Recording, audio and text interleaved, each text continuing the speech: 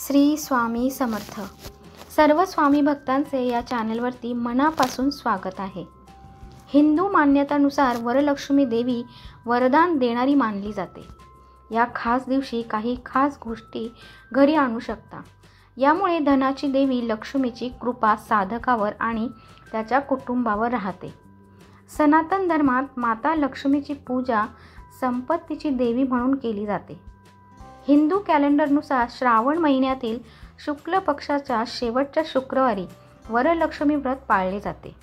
यावर्षी वरलक्ष्मी व्रत शुक्रवारी 16 ऑगस्ट 2024 म्हणजेच आज रोजी पाळले जाणार आहे। या दिवशी देवी लक्ष्मीची विशेष पूजा करून उपवास केल्याने भक्ताला सुख, शांती, ऐश्वर्य आणि समृद्धी प्राप्त होऊ शकते।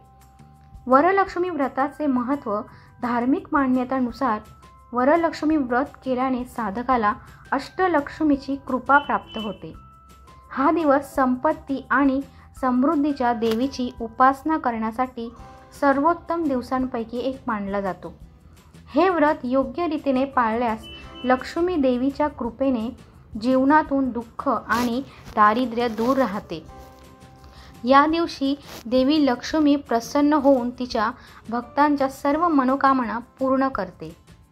तर वरलक्ष्मीच्या व्रताच्या दिवशी घरात तुम्ही या गोष्टी व्रताच्या दिवशी घरामध्ये एक डोळ्यांचा नारळ, ज्यामध्ये 3 ऐवजी फक्त एक डोळा दिसतो, त्याला आपण एकाक्षी नारळ असेही म्हणतो, तो आणावा।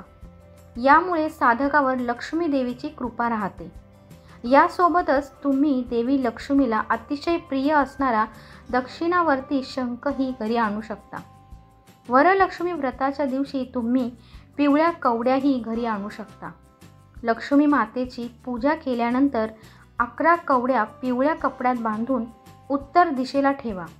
यामुळे साधकाला लवकरच आर्थिक लाभ होण्याची शक्यता असते।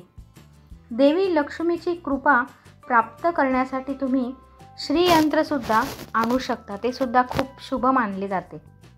अशा स्थितीत वरलक्ष्मी व्रताच्या दिवशी सकाळी शुभ मुहूर्तावर घरामध्ये श्रीयंत्राची प्रतिष्ठापना करावी आणि रात्री तुपाचा दिवा लावून ओम श्रीम ह्रीम श्रीम नमः या मंत्राचा 108 वेळा जप करावा।